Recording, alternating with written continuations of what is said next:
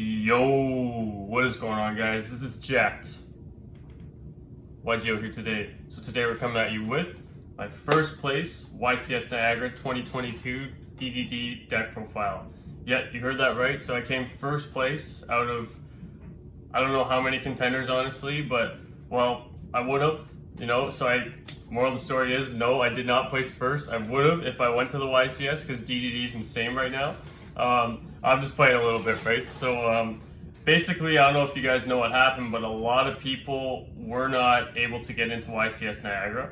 So on the Sunday night, I tried signing up. The Monday afternoon when I was on lunch, I tried signing up, and then it just said it capped, and I was like, wait, what?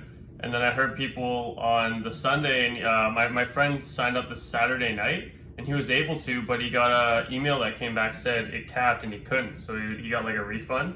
And so I guess it capped like a full week in advance. So yeah, no one's seen that coming. I think they just didn't, they should have not had, I get it, like there's like still like some mask rules and stuff, right? But like honestly, like with an event like this, like YCS Niagara, I really don't think it should have had a cap. Like there's so many people just looking forward to that event, including myself and a bunch of people from my city. And there's like people that are just gonna travel from like everywhere just to go to this event. So for months in advance, we were just like really just prepared for this. And next thing you know, it's just like signing up on a Monday, you think you're super safe, and it capped, right? So a lot of people didn't get in.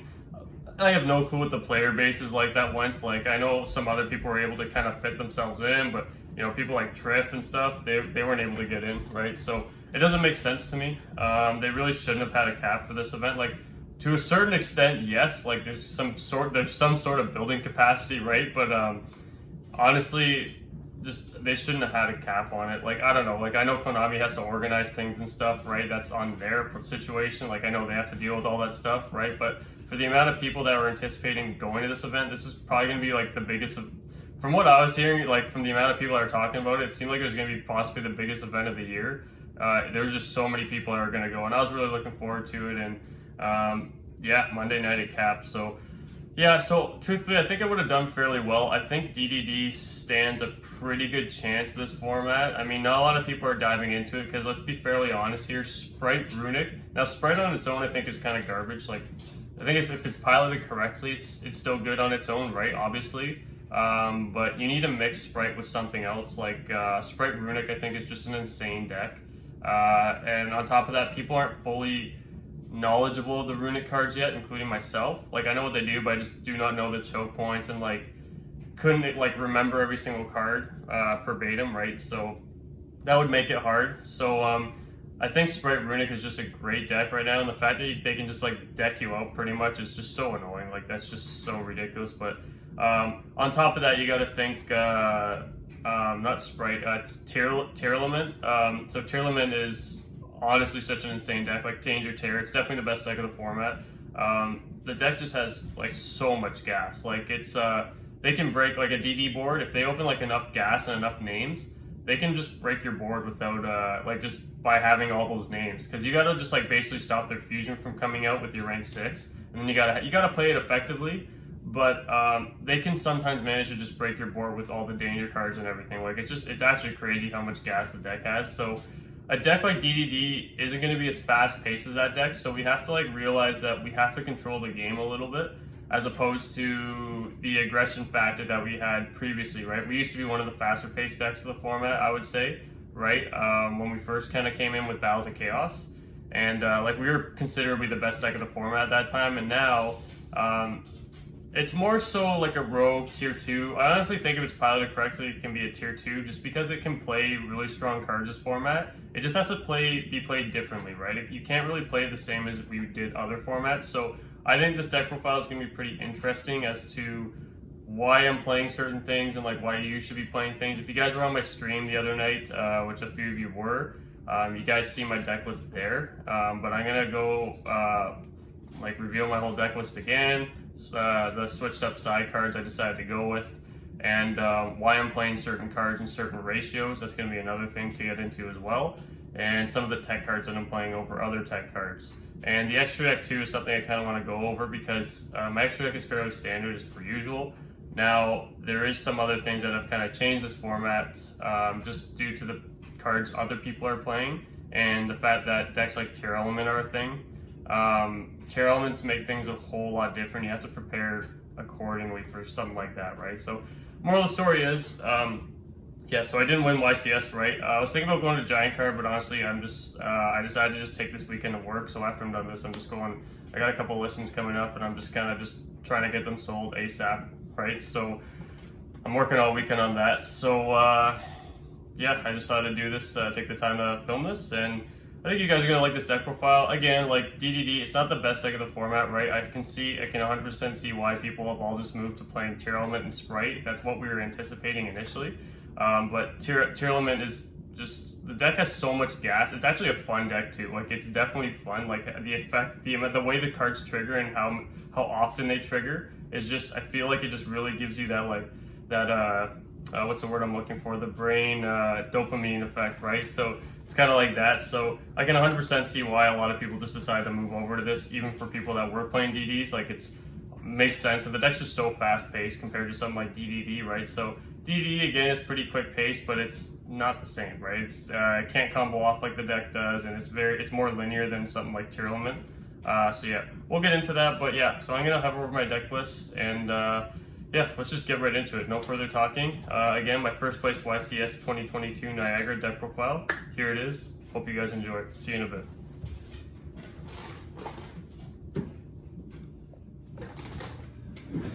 Okay guys, so let's get into the deck profile here. So yeah, so I'm going to be covering over like my deck count. So before I'll just kind of cover over my deck count, like how many cards I'm playing once I step into it. But yeah, so the list definitely, it's standard and it's not. So in terms of the ratios, the main deck ratio is pretty standard. And then when it comes to the non-engine, it's definitely different. So we'll get into that. Extra deck is it's very standard, but there is a couple things I want to touch up on. And then you can already see nibs in the side deck, so we're going to get into that in a little bit. And this is going to be like a whole nother discussion, right, as to why. And we'll just kind of touch into that, okay? So let's just get started into the main deck here. So main deck count is it's 44 cards. So I'm playing 44 cards. Testing it. So when I'm playing, I'll actually get into it after. So for now, I'm just gonna say we're just playing 44 cards, and I'll touch base on why 44 is correct and why it's just been working amazing for me and it just never bricks. So we'll get over that in a second. So for the 3-ofs, right, I'm just gonna lay them all out because this is like yesterday's knowledge, right? So this is pure. Now I know a lot of you guys are probably like not even sure what kind of build I'm playing anymore because I'm always switching it up to synchro, hybrid, and pure. So yeah, I'm firmly on pure right now. I think the synchro build still has some potential that I get untapped in potential that I gotta dive deep into, because when cards like E-Telly are still at 3, and then Sprite Elf and stuff like that, there's certain one-card combos you can kind of tap into. That's kind of what makes the synchro viable still, is that there are so many one-card combos that you can kind of utilize, right? So I'm going to dive further deep into a synchro build sometime in the near future, but for now, the pure is kind of where it's at. It's the best. I think it's the best. It's kind of always been the best variant to play ever since Griffins came out, right? So, but to touch on these ratios, for any variant except for synchro, right? This is all standard, right? In synchro, you just don't play Griffin. You can, but I think actually like a Griffin might not be bad moving forward, just because you can add the headhunt off of random cards. So I'm probably gonna put him in just if I can find room, right? Now, when it comes to this is all standard, right? Like these two are on its own, it's full combo. Kepler's a full combo. Swirl plus like any of these is still full combo, right? So yeah, all these work in tandem. And if you open any combination of these 3 cards, it's literally just GG's. It literally just wins you the game. So you have to play Swirl at 3, right? There's no in the pure Copernicus 3.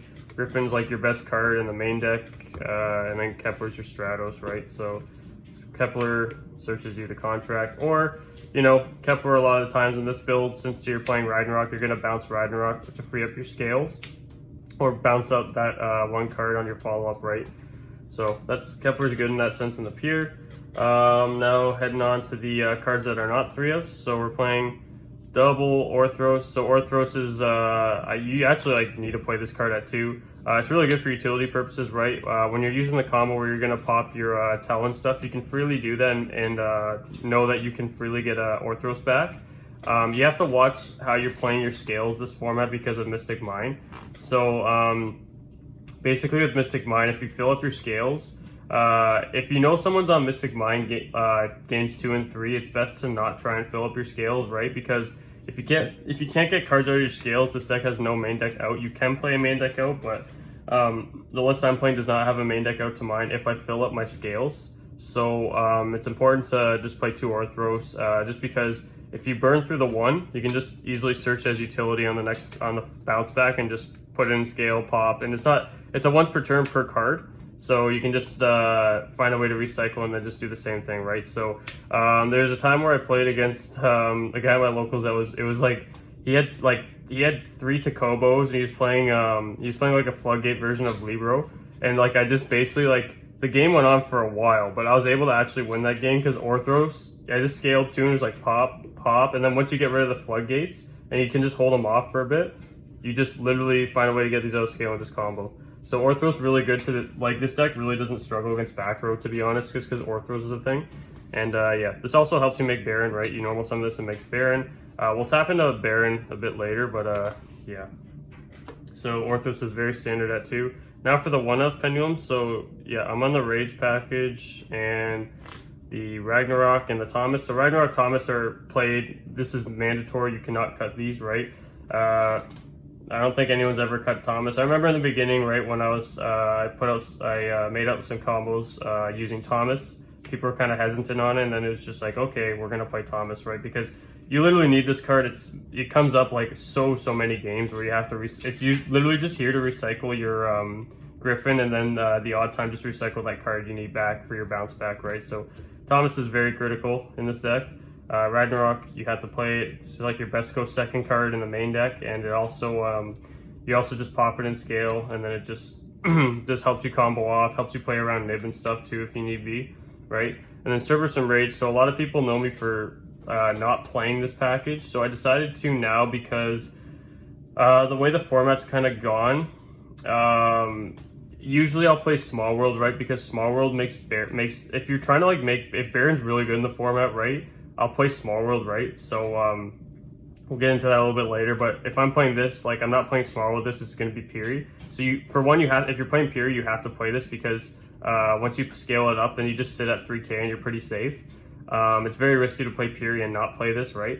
The other thing too is that it just makes Kepler a 1-card combo. We all know that, right? When you're playing a 44-card list, the 1-card combo can come up more frequently, and this kind of just helps you make more utilized plays. The only downside is if you're going to scale up Rage and Cerberus, or Rage and a Ragnarok, if they Mystic Mine you and you have no way to play around it, you just scoop up your cards because you can't get them out of scale. They're just sitting there, and the only way to bounce them is with Kepler, right? So depending on what you're playing in your main deck, I don't have a main deck out to it, but yeah, that's kind of the way it is, right? So yeah, but Rage also comes up a lot too because he stops graveyard effects, so can help against Tier Element, right? The other thing too is that he stops any hand traps, so you can combo freely. That does come up too. It's just nice having that. And then I've probably gamed one person at my locals in the last 2 tournaments playing this, just swinging directly with Rage. Doesn't come up often, honestly, but it's a thing. So yeah, I decided to just jump back on this package, and it's just it's been nice, right? But you just have to watch how you use this. If you scale this up game 1 and they Mystic Mine you, it is what it is. You just have to take the L game 1. Mystic Mine should honestly just be banned for that purpose, but yeah, so yeah, and this is just another level 4 if I open it, right? So it's completely fine. I don't really like opening either of these, but it is what it is. Honestly, sometimes this isn't bad because then I can kind of make different plays accordingly with Gilgamesh, right? So yeah, the moral of the story is I'm just back on this package just because the way the format's been and my ratios, this just makes more sense to play. And I usually do prefer playing this deck with Small World and just turboing out Baron because I love playing 3-card combo version of this deck. but this also works. This just works really, just much better for the format and the cards that you have to play in your main deck, right? So other one of Typhon, Lamia, Necroslime, like this is so standard. You don't cut Typhon, you have to play this card. This helps you make this, and so there's times where you can find a way to revive this, get Lamia, and then just make Siegfried that way. It's pretty cool, right? The other thing too is that this helps you just really well go in second and extending through cards. There is a lot of times where you can send this, and then before you make the rank 6, they have to nib you, and then you can just go Typhon. You still have like your Machine X, another form of interruption, and then you still have Headhunt, right? So yeah, that Typhon's just such a good card. In the beginning, not everyone was playing Typhon, but I think people quickly realized that you do need it, even going second. So even for siding patterns, guys, like I'll kind of go over my side patterns too.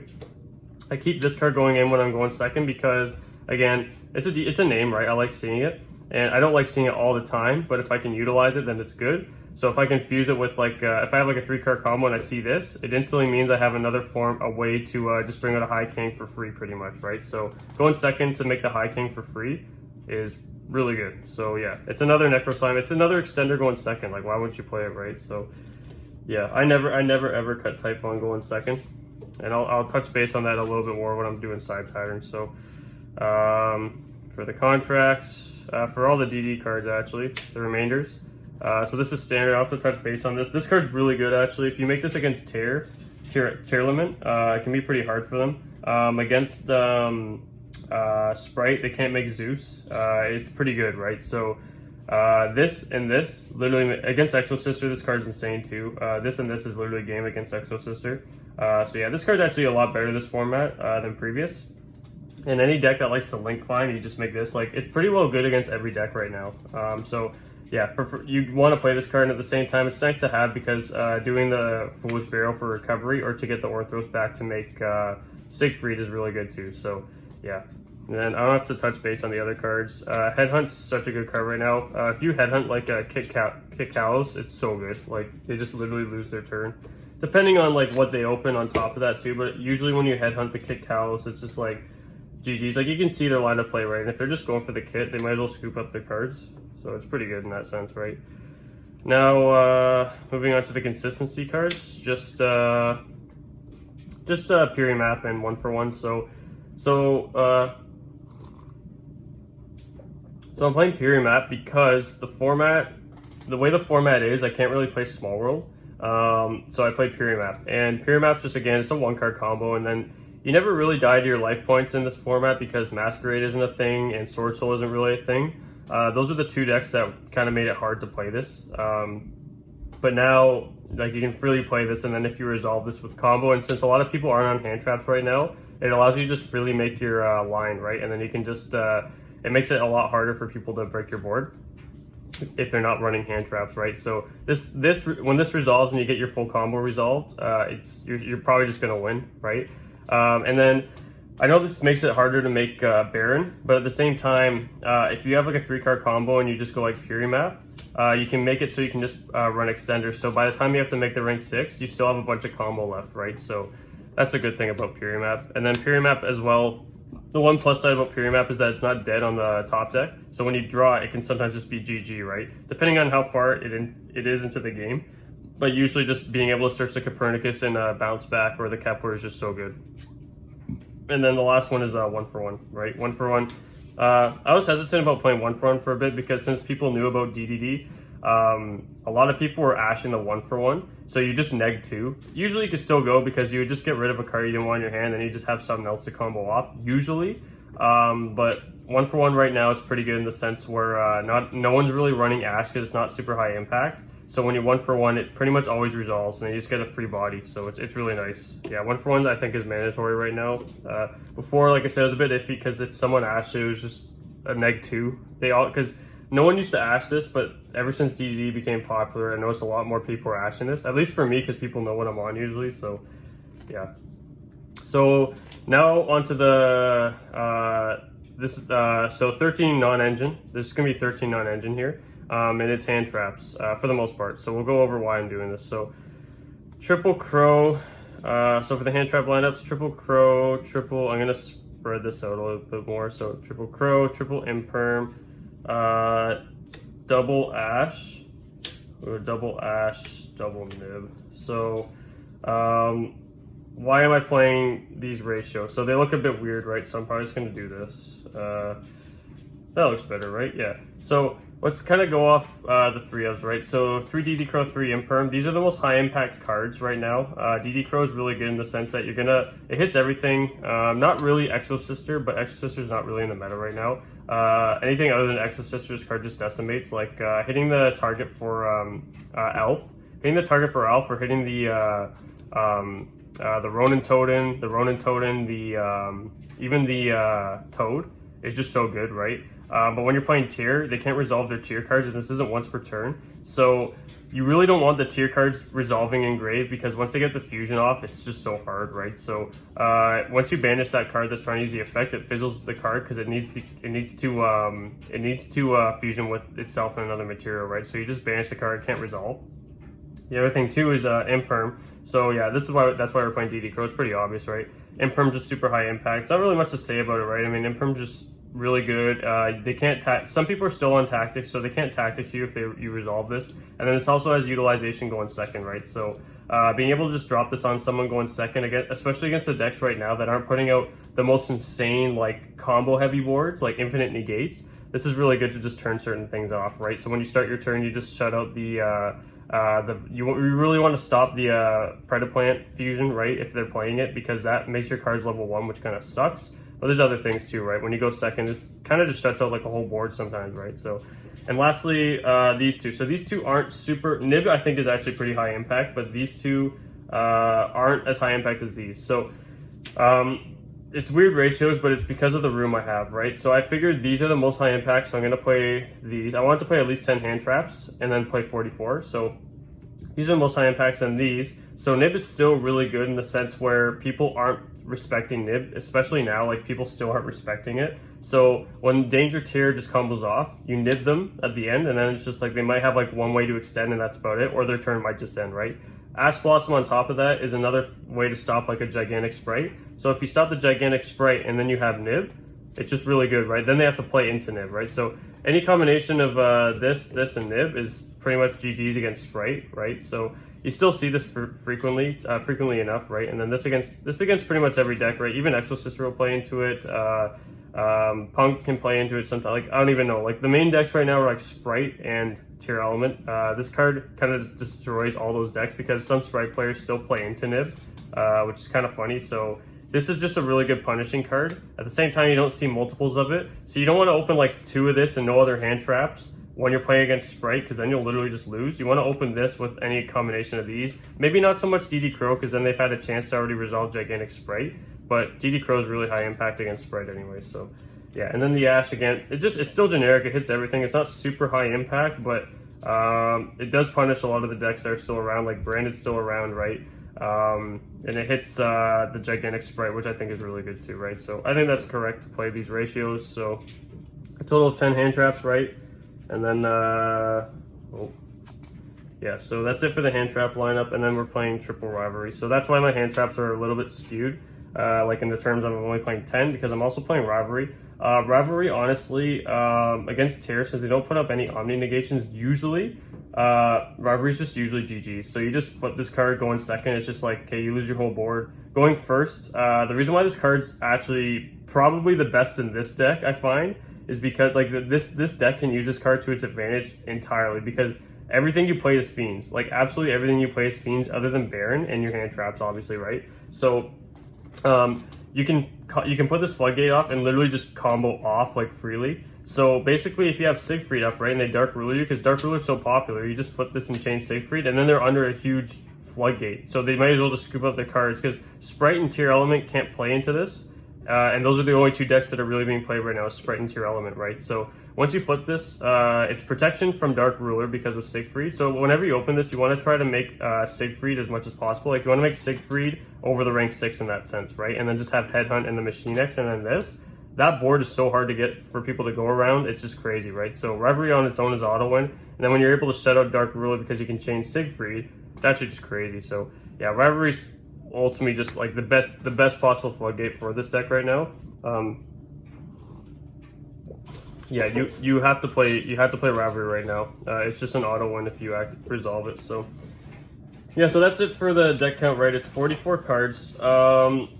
The reason why I like 44 cards is because it spaces out your bricks. It's mathematically correct. It spaces out your bricks to the point where you don't clog with them, really. Sometimes you will, obviously, right? But you clog with them the least amount, but you still see your one-ofs, right? Or sorry, not your one-ofs, your starters, right? So you play essentially 13 starters in this deck with a combination of Piri, 1-for-1, Kepler, and Copernicus, right? Copernicus is essentially a starter, right? So when you have 13 starters in a 44 card deck, it kind of just mathematically makes sense because they're all essentially one card combos, right? Copernicus not so much, but it still kind of is. Same with 1-for-1, but you get the point, right? And then I can still see a good combination of two of these because I'm playing. If I see like a combination of like a hand trap and rivalry even, but like any of these 13 cards, I think it's I did the math on this a while ago on 44 cards. I think it's a 44% chance, so correct me if I'm wrong, but I think it's 44% chance to see two of them. And this deck can't play like 18 to 21 non-engine, but it can play 13, which is good enough.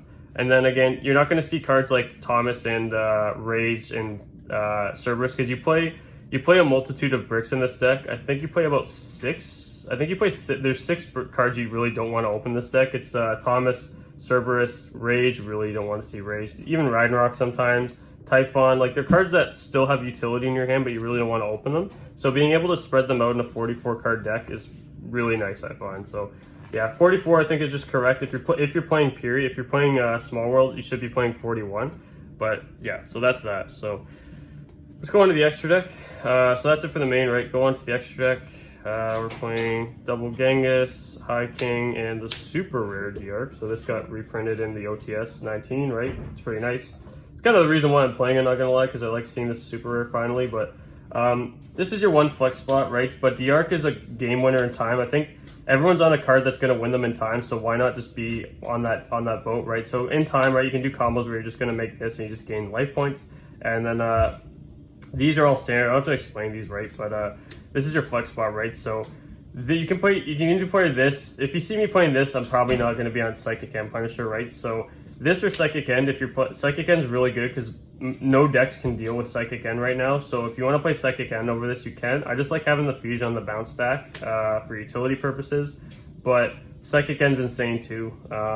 If you can make that card under 4K Piri, you can't lose the game against these decks. Like Tier Element can't, like Sprite can't out it, Tier Element can't out it, like it's just crazy. So you might as well play Pep as well if you don't want to play this. That's another option for you.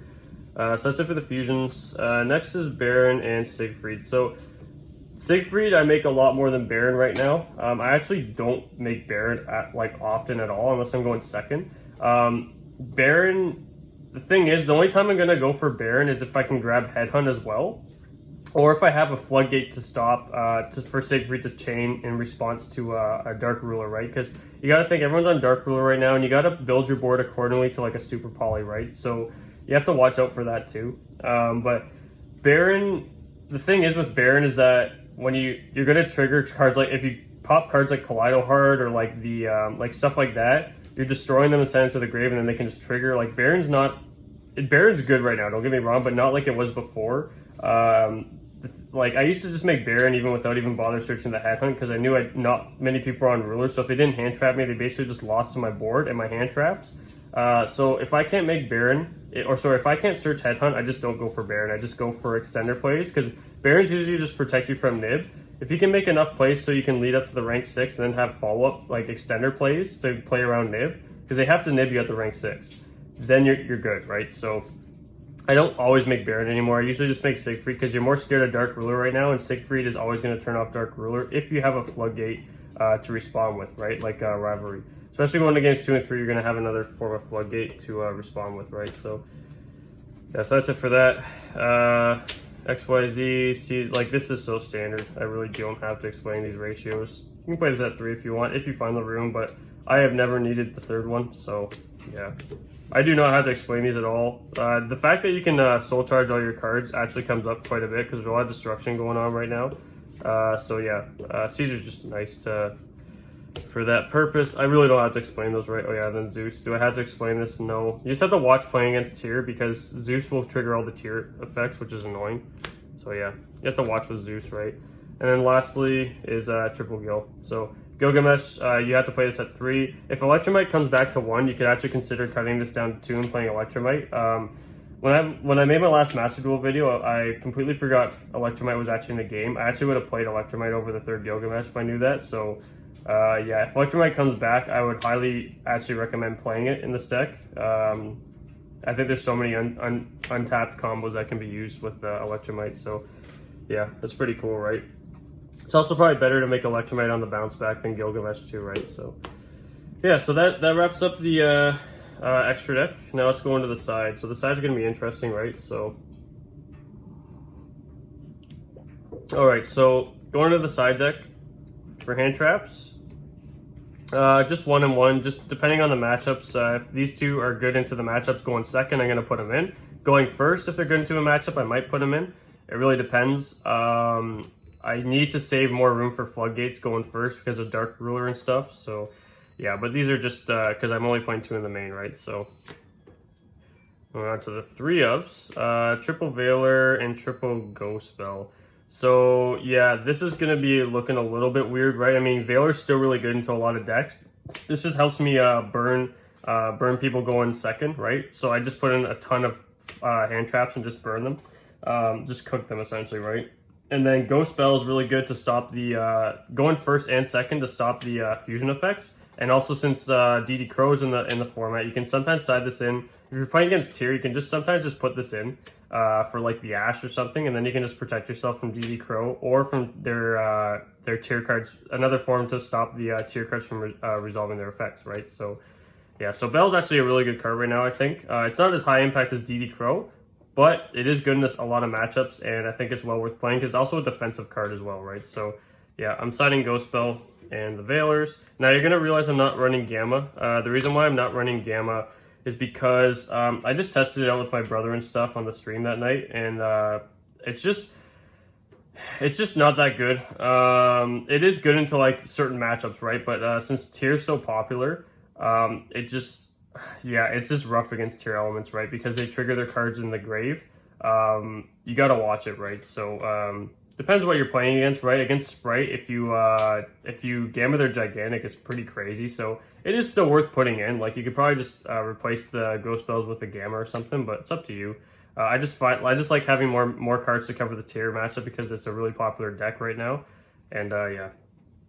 And not a lot of people are anticipating something like Ghost Spell or a bunch of hand traps going second anyways, right? So, and lastly is Call By. It's essentially a hand trap. You can main deck this if you find the room, but yeah, Call By is insane going first or second. Against tier elements, it's actually crazy. 3 Dark Rulers. So since there's not really anything else that's a great hand trap, I mean, you could be playing Gamma over this, but Dark Ruler, if you like hand trap someone, and then if you hand trap someone and then you can Dark Ruler them, it just really helps. You just have to, if you open like one hand trap and a ruler, you have to watch how you use that hand trap, and then if you can use it correctly, the ruler should just shut them down completely, and then you can just go off, right? So it's another card that you're going to want to combine with other cards, or a card on its own to just break a tier element board, right? So yeah, Dark Ruler is pretty necessary this format.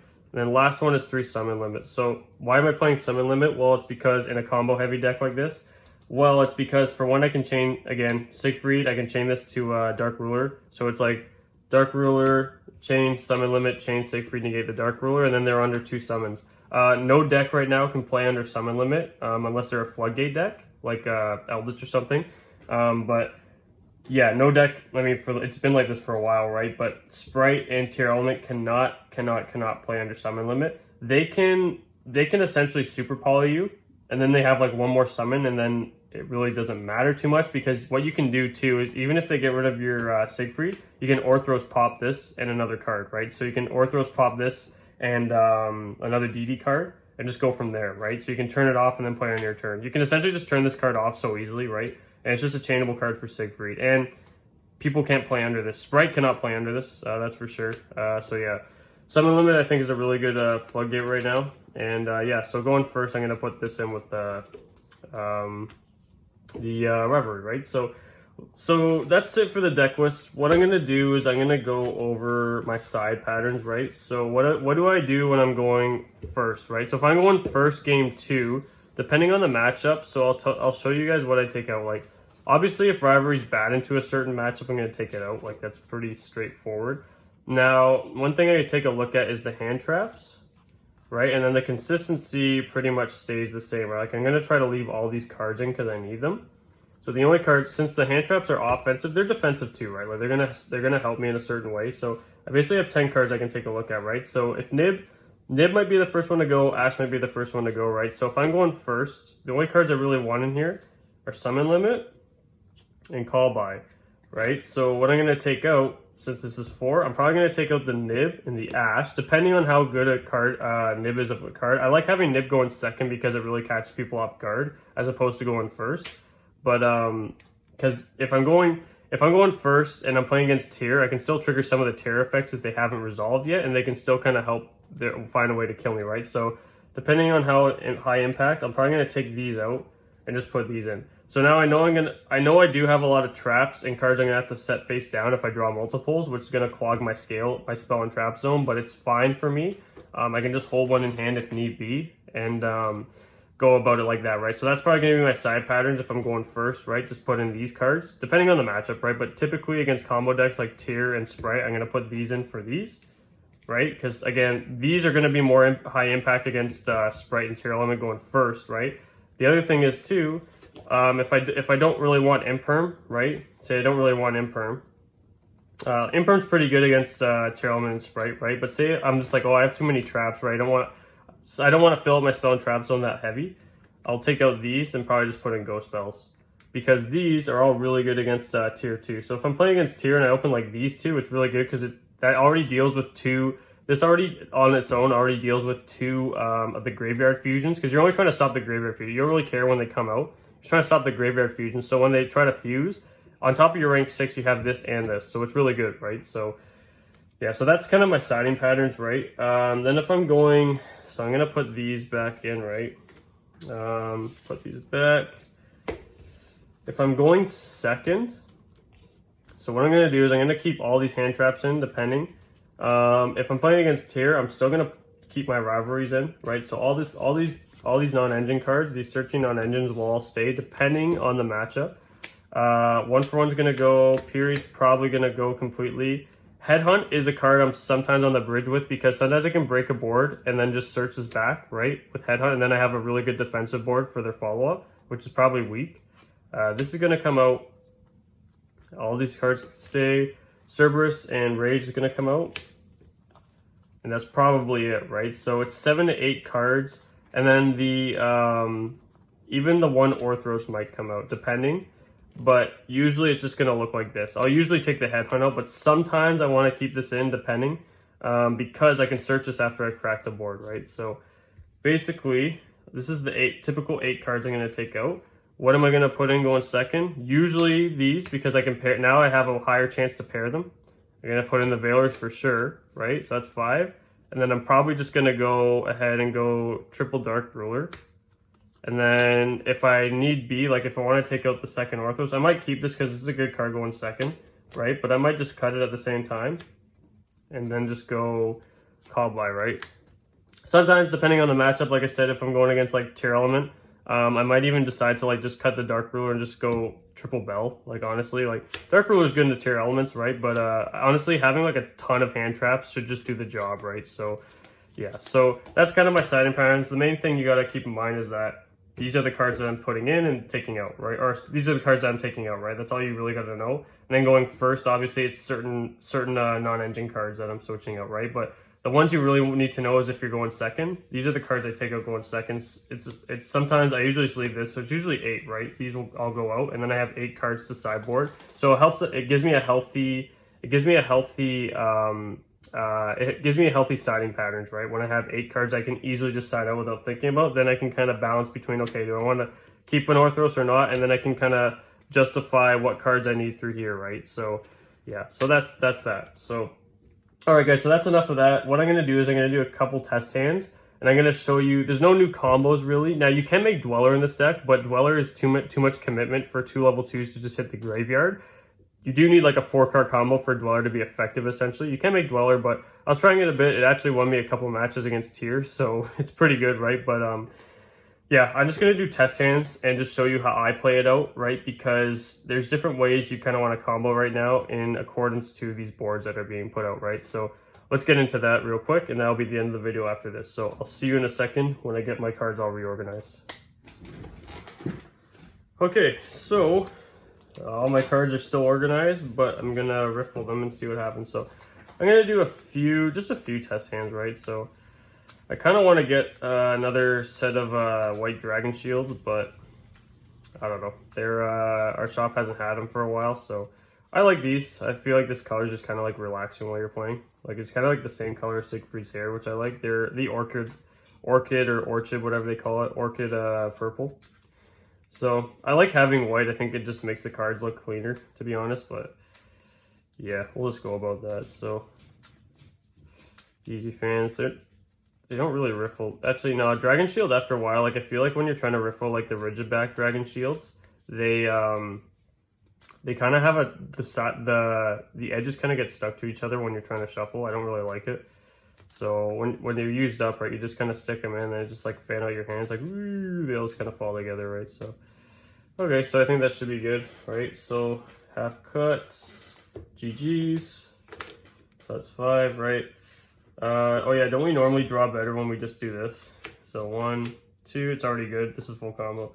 3, 4, 5. That's such a good hand. So how do I want to play this out is a good question.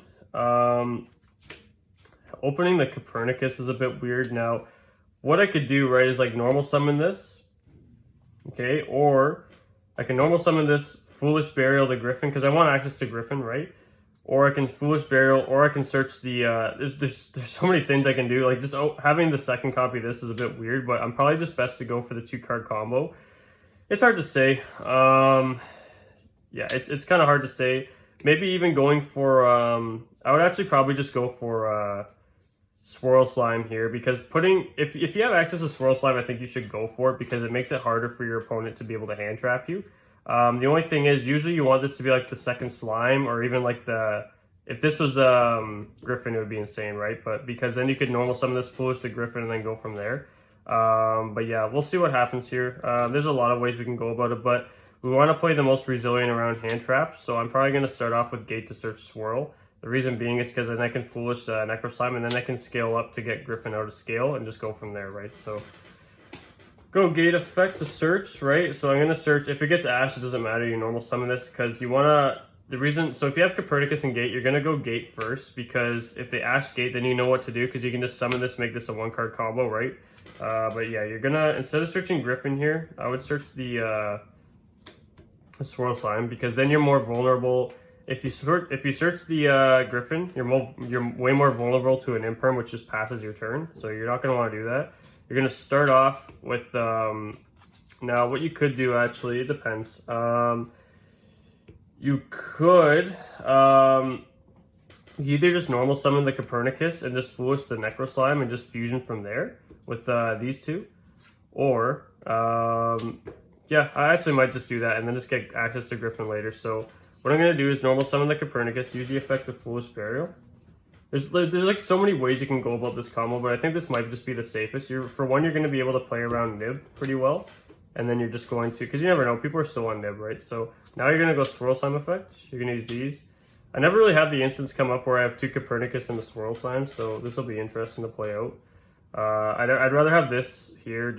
I usually like keeping the Genghis under the EMZ, just so I have these spaces freed up. Now I'm going to go right into Necro Slime. Right, Necro Slime is going to fusion. Right, I'm going to make the second Genghis. This Genghis will trigger to target switch some of the Copernicus. Now, usually you want this to be the Griffin to search you the trap, but it is what it is. So now we're going to play around Nibs freely here. We're going to make the rank 6, because even if they imperm the Machine X, you still have Machine X for 2, and a High King Caesar with 2 hand traps, which is really good. I'd actually probably just end on the just leave Gilgamesh out because you kind of need gate for the follow-up, right? So if they imperm it here, so in this case, if they imperm this, right, you're just gonna leave it. I'd honestly just leave it because it's a lot of cards need to destroy things, right? A lot of decks need to destroy things right now. So if you leave it like that, you have 2 hand traps to back you up, which is pretty much GG's. This is pretty much GG's against most decks, and then Caesar is GG's against a lot of decks too. If you use it correctly, you gotta watch how you use this against tier limit because if they open up a lot of gas, you really just have to watch because you really just need to stop their graveyard fusions, but the dangers can kind of make that difficult sometimes, right? So you're gonna trigger this. You need access to Griffin, so you're just gonna do this, scale this, and this. Take 1,000, right? You're gonna Pendulum Summon 2. So I'm gonna Pendulum Summon both of these. Now I'm gonna go Griffin effect, pop, target, I guess, recycle, effect, special, right? So that's why you play Thomas, right? So I got these 2. Now I'm probably just gonna use these, right? I'm gonna overlay now, try to make the rank 4. Rank 4. Now I already made the. Here's the thing. I might want a second card for the. I can't make the. If I just search out the fusion spell, I can't make. I can't make the high Caesar because they're attached unless I use this to negate a nib, right? But kind of interesting what I could do here, right? I could search out the field spell and just kind of call it a day. Like just link this off and then just make like an XYZ a link and just call it a day. But I kind of want Griffin to come back, right? So we're going to go this. Yeah, I would do this, right? And then Tell can burn your opponent for 1,000, right? Tell's going to burn your opponent for 1,000. You're going to link these 2 off. You don't really want Copernicus out right now unless you're finding a way to make the Sig free, which you're not here. King Tell is going to activate. You're going to Foolish Burial the Typhon. Typhon's going to make it possible to summon what's his name? So we're going to use Typhon here. Just going to give you another extender. You're protected from Nib right now, of course. Summon this. You're going to overlay the Gilgamesh. You're going to trigger this. Special summon the Griffin. Summon in defense. Griffin's going to trigger. Your Headhunt's pretty much going to protect you from everything here. So even if they Dark Ruler this, you have Headhunt and 2 hand traps and follow up next turn. It's probably going to be GG. So this is how I would set it up. And I just leave your board like this. I would just set this like the Headhunt. So this is your end board, right? So yeah, that's combo test hand number 1. Pretty typical. I mean, that's interesting. I never really come up in a scenario where I open 2 of this and then decide to just search out a Swirl Slam. So it's really effective because it plays around Nib, and then even if you get impermed, you can just sit on this, right, with 2 hand traps. So now if you play freely, this is going to be your end board. So even if they super poly you, for when they can't super poly this, which is your main interaction, this you're probably just going to use Machine X because you can just use this to recycle next turn, right? And then yeah, this is just kind of a crazy board. So yeah, let's get into combo test hand number 2. I'm probably gonna do 3 of these, so I'll see you on the next test hand. All right, guys. So let's get into combo test hand number 2. This is gonna be 2 of 3. So let's see what happens here. Last test hand was pretty good. Like I said, you could always just go for the Griffin, but then you're risking it because if they have Imperm, which most people are on Imperm right now, not a lot, but a lot of people are on Imperm to be honest, because it's still high impact. I would definitely just try to play around Imperm. Like, whenever you can access the Swirl Slime and make it a 3-card combo, you should. And because you can always access the Griffin later, right? So if you can access Griffin later and just focus on playing around, your first point of interaction, your first train of thought should be, how do I play around hand traps? Then it should be, how do I access cards like Griffin because you need Headhunt? And then, how do I protect myself from potential board breakers as you're tailoring your board, right? So like Super Poly. Now, that board didn't lose to Super Poly because I had no important monsters that I would have lost. I still would have had access to, what's his name? The rank 6, which is the most important card on my board that can't be Super Polyed. And then I have the trap with 2 hand traps. That's not going to lose to anything, to be honest. So yeah. Okay, so let's see what the next one brings us. Half cut, GG's. Okay, so that's 5. Yep, sorry, forgot about the rule. So we do this. 1, it's the same hand as last time. No, 2, 3, 4, 5. Ooh. This hand's pretty interesting actually, because the way I want to go about this is kind of, I don't have to summon Griffin right away. I'm kind of thinking if I get impermed, I think I can still play around it if I get impermed, because I can special the Griffin. And then I can Copernicus. Okay. I don't know if I can fully play around this, but yeah, let's see what happens. So I'm gonna go ahead and just normal summon. So you're gonna start off with your normal summon, right? Normal summon Copernicus effect. If they imperm this, if they have 2 imperms, it's fine, but then you get a special Griffin. So we're gonna go ahead and we're gonna Foolish Burial. You can Foolish Burial the Lamia's not gonna do you any good. It's kind of interesting actually. I would probably just send the Swirl just in case someone's playing Ghost Spell. They can't Ghost Spell that. Actually, no, you know what? I would set, just in case, like, for the weird instance they have Ghost Spell, I would do this.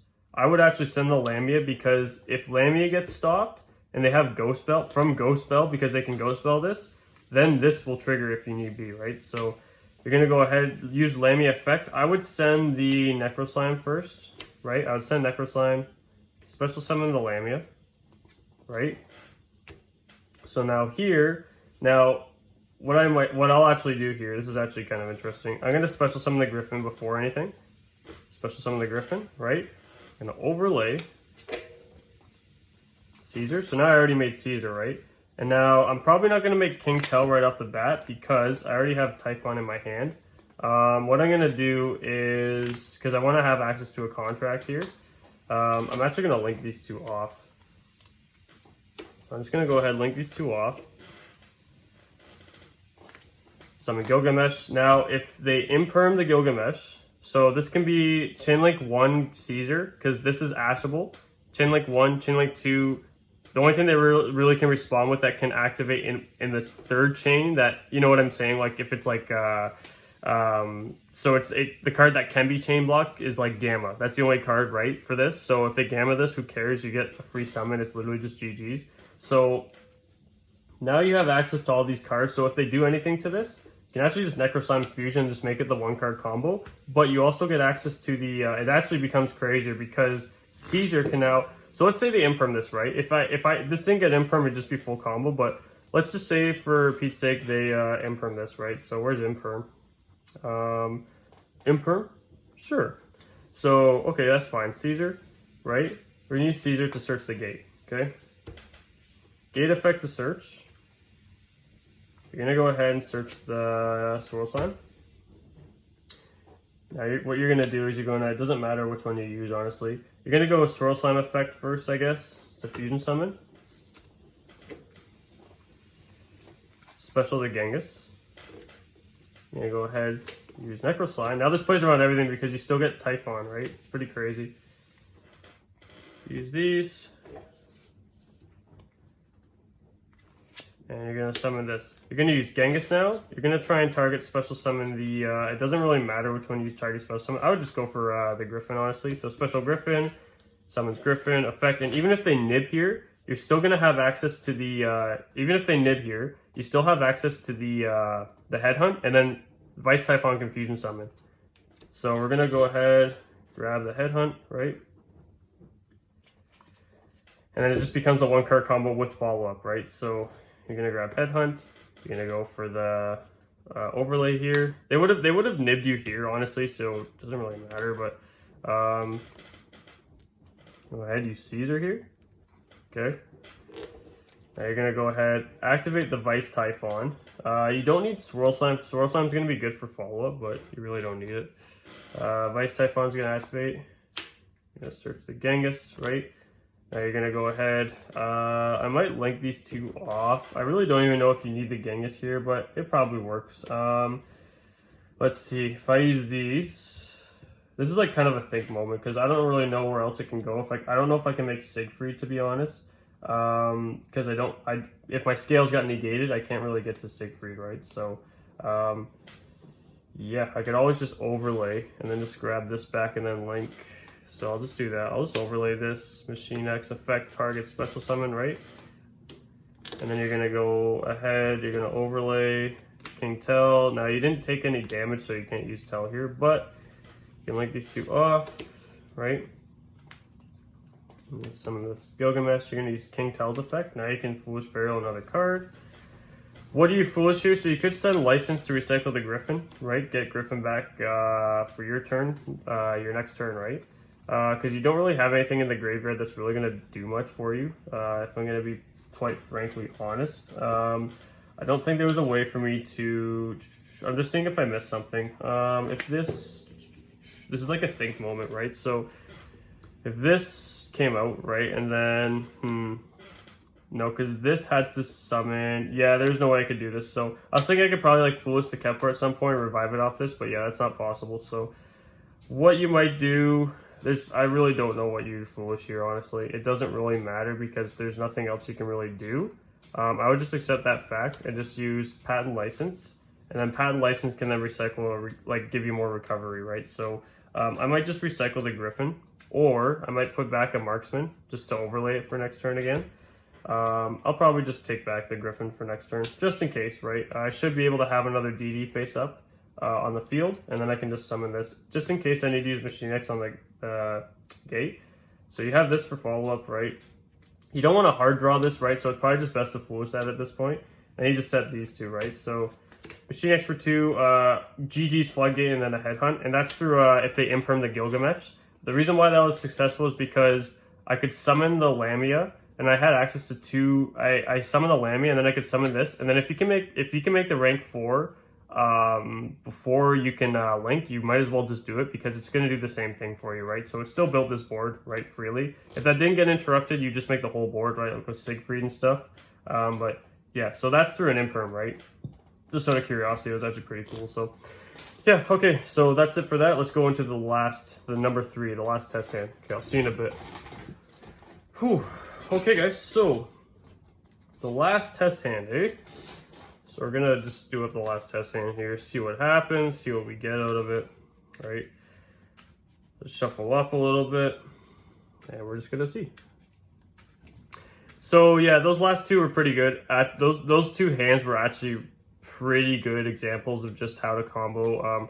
The reason why I kind of do this is like kind of like how to combo into different boards right now, like or different decks right now, like.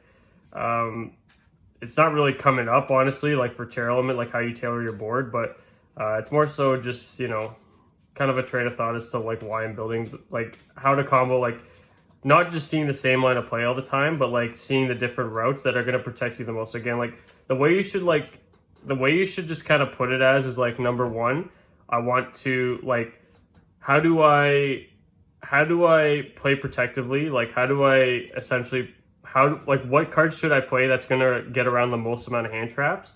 Next is how do I get access to Headhunt, right? So this format, basically the way you gotta think of it is like, okay, so how do I combo, okay, so how do I combo around hand traps, okay? Next is how do I get Griffin? How do I grab Headhunt? Because this is gonna protect you from Dark Ruler, like this card's a blowout, right? And then lastly is, how do I protect myself from essentially a Super Poly, right? Because Super Poly is so popular and our deck kind of struggles against it. Like, how do I play around Super Poly or Dark Ruler, right? So this kind of like resembles like, how do I play around Dark Ruler? But like, how do I build the most effective board that's going to play around something like a Board Breaker, right? That's how you think, that's how you're going to think in this format, right? So first is, what cards do I need to play the most effectively around hand traps? And how do I do that? How do I grab Headhunt? And then how do I play around Super Poly? Essentially is what you want to be thinking, right? So that's the way it is. So that's a good way to break it down, right? So that's essentially how you're going to want to combo this format, to sum it up, right? So now let's see what happens in this next test hand. Last test hand, let's see. Okay, so half cut, GG's. Oh yeah. So 1, that's full combo. 2, that's full combo. 3, ooh, 4, what the hell? 5, oh man, this is really good. You know what? I don't even think I would use Piri just yet. You can start with Piri, it's up to you, but you can make Baron combo plus Headhunt with this hand. So this is essentially a 4-card combo hand because you already open Orthros. Piri Map, I would just save for next turn because you don't want to, if you don't have to burn half, I just wouldn't, right? You can do it now and just search the Kepler just in case something happens. Like, you know what? Actually, just honestly, Swirl Slime and all this stuff doesn't really get interrupted too often, so it's up to you what you want to do. Maybe just in case something happens, like if something really gets interrupted, I would just go Piri Map here. I would just say, just do Piri Map. Take half your life points. I think I usually do use this no matter what, because you have to start your main phase with this, and the reason why that's important is because if something weird happens, like they have like double imperm or something, or like a crow, like double crow or something, then it might be important to just fall back on this. So I would just grab this right off the start. So just grab the Kepler, and then save this for after. Now you're going to focus on this. So you're down half, but you shouldn't lose here. So you're going to use the Swirl Slime. You're going to Fusion Summon. And then you're going to go for the Genghis. Then you're going to go Swirl Slime. You're going to special. I'm actually going to use Swirl here just because. It doesn't matter because you can either use Griffin as his own effect or Swirl Slime later on. It doesn't matter. Special the Griffin. Trigger Genghis. Target Special Summon Griffin. Griffin effect to search. Now you can search the trap because you already have Orthros. You're going to search the trap. Normal summon. Right? You're just going to make Baron here. So now you're protected from Nib. Baron's alright going into Tier. It's not the greatest because Tier just has so much gas. That's why Baron's kind of like, eh.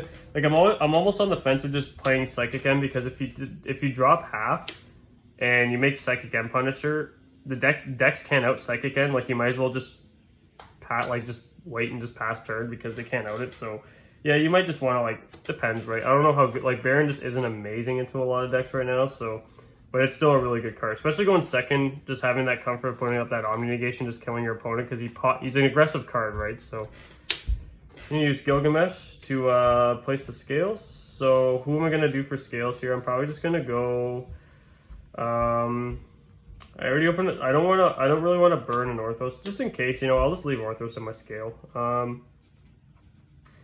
So Orthros, I don't know where Ragnarok is, to be honest. Oh, here it is. Probably just Orthros and Ragnarok, to be honest. Just leave that. We don't have to use Orthros. Just gonna save it. Just leave it in my scale, to be honest. You could free it up, like just like put like another Griffin, but you already used 2 Griffins, so it's the thing.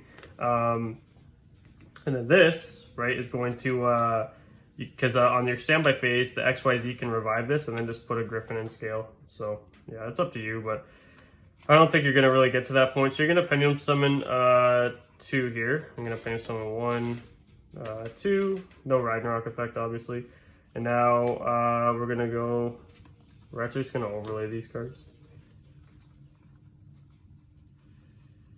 So we're going to overlay these. If I can find... Here it is. Caesar. King Tell effect to burn for 1,000. You're going to just Baron to pop this. Use King Tell, the Foolish Burial. You're going to send a Typhon here. Now you want to get access to some form of... See if we can find it here. Where's Typhon? So we're going to send Typhon if I can ever find... Here it is, Typhon. Right? Use Typhon's effect. You're going to Fusion Summon. I'm probably just going to use... Yeah, I'm going to use Orthros here. You know what? I might want to make Siegfried, so... Depends what I want to use. I can either use, I don't really need Griffin in the Grave. I might actually because I'm short. So, yeah, I might want to make Siegfried. It depends. Actually, no, I'd rather make the rank 6 because I have nowhere to chain Siegfried. So, yeah, if I had like another Floodgate in my hand or something, I would try to make Siegfried because I can just stop Dark Ruler and just go from there. But the rank 6 is more powerful in this instance because I can't chain Siegfried to a Dark Ruler. So, yeah, we're just going to go these 2, banish the Orthros, and just forget about making Siegfried. We're going to go ahead, make this. This is going to chain. You're going to target special summon the Caesar. And then you're going to go ahead, target special summon Genghis. You go these 2, use the effects, right? So you're going to go effect to add the fusion spell. So this is the only contract, unfortunately, but It's not like it's a gate, right? So use Swamp King effect. Actually, you can grab gate too. It's up to you. Because if you grab gate, you can just fusion summon, but you want this for your bounce back. So you're gonna use the effect of gate to fusion summon. Now you can build around super poly. So I'd probably just get rid of the marksman. You don't really need a foolish burial anymore. Make the second. You need to use these. Probably overlay them here. Make the rank 6. Leave the fusion out. Actually, you know what? You might want to get rid of the fusion because they can super poly with the card and just make a fusion. So you know what?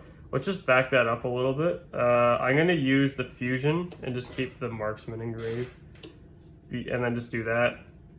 And then I'm just going to overlay here because a super poly, they can use one of your fusion cards and just make a Dragocepelia and stuff like that. So you want to get rid of the fusion, right? So now you're completely protected from, pretty much, you're completely protected from Dark Ruler. Or sorry, not Dark Ruler.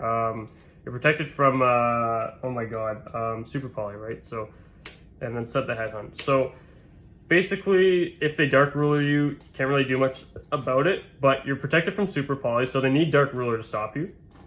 If they don't have any of that, then they have to deal with Baron, this for 2, and then this for 2 as well, with the headhunt. And then you have ultimate follow-up next turn, right? So that's a terrible top deck, but yeah. So as you can see, like I'm trying to tailor my board as much as I can around Super Poly and Dark Ruler. If I can't play around Dark Ruler, it has to be Super Poly, right? So a board like this can't be Super Poly. That's why I fusioned off the fusion, because if I have the fusion out, they can use that to their advantage. They can also use a dark as well, right? If they're playing Starving Venom, which I don't think they are. So the only real card you want to get rid of is the fusion, right? Because they can, again, super poly with it. So yeah, so that's it. Like I said, the only way they're going to get around this is if they Dark Ruler. So to be fair, guys, I think this deck really stands a pretty good chance this format. You just got to give it a try. I know it's a little bit slower than Tier Elements and doesn't have the same kind of gas and like random plays it has access to, right? Because it's just like it's an all gas deck. It's a pretty fun deck, honestly, but yeah, this deck's a more control variant, so you kind of have to like play it in a smart sense where, again, when you're building your boards, it's like, 1, how do I play around hand traps? 2, how do I get access to Headhunt, which is the card that's going to win you a lot of games? And 3, how do I build my board? How do I tailor my board so that board breakers aren't going to ruin my day, right? So that's the 3 steps you got to watch is, again, 1, hand traps. 2, where's my headhunt? 3, how do I tailor my board so I don't lose it to board breakers like Super Poly and Dark Ruler, okay? So that's it, guys. That's basically the moral of the story. So I hope you guys like that deck profile and the, kind of the inside of the mind of Jack kind of stuff. So yeah, guys, hope you liked it. For whoever went to YCS Niagara, I hope you guys did pretty well. I hope you fared well. Again, like I said, I won it, so maybe you guys can win again next year. I don't know. No, just kidding. I hope we have another one in Toronto coming 2023, or at least another regional, right? So a little bit unfortunate that I couldn't get in, and a lot of other people couldn't. They really shouldn't have capped it, but again, they're Konami, like it's their call, right? They got to organize the event, right? So here's what it is, guys. But thank you so much for watching, and as always, guys, stay jacked. I'll see you in the next one.